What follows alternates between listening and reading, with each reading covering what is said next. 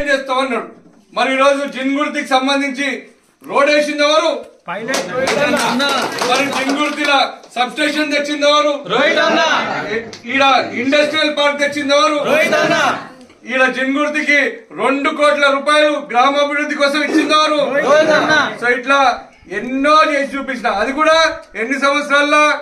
నేను ఎమ్మెల్యేగా ఉన్నది 5 సంవత్సరాలు అయినప్పటికీ 2 ఏళ్లు కరోనా బాయ్, ఓ సంవత్సరం అంతా ఎన్నికలు బాయ్, ఇంకా మిగిలిందంతా 2 సంవత్సరాలు. మళ్ళీ 2 సంవత్సరాల్లో ఈ రోహిత్ రెడ్డి ఓ బచ్చగాడు యువకుడు అన్నోళ్ళు నోర్లు మూపించిందా లేదా? మరి తప్పకుండా అదే విధంగా శరణ్ కూడా మీ అందరికి తప్పకుండా మేలు చేసే వ్యక్తి, జిన్గుర్తి తనది అని పనిచేసే వ్యక్తి. నేను కూడా ఇంత పట్టుదలతో ఇంత చిత్తశుద్ధితో ఎందుకు చేసిన? తాండూరు నాది, తాండూరు మనది, తాండూరు బిడ్డలని చెప్పి నేను ఆ రోజు అంత కష్టపడ్డా.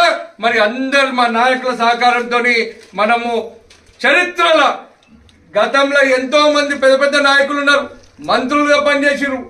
ఎవరు దేనంత నిధులను మీ రోహిత్ రెడ్డి తీసుకొని వచ్చిండు. అదే విధంగా ఈ రోజు మీరు శరణ్ ని గెలిపిస్తే తప్పకుండా మరి నాలాగానే పనిచేసే తత్వం ఉంది. తప్పకుండా పెద్ద మనుషుల ఆశీర్వాదంతో మీకు ఒక బిడ్డగా మీకు పనిచేస్తాడని చెప్పి నేను మీ అందరికీ తెలియజేస్తా ఉన్నా. ఇక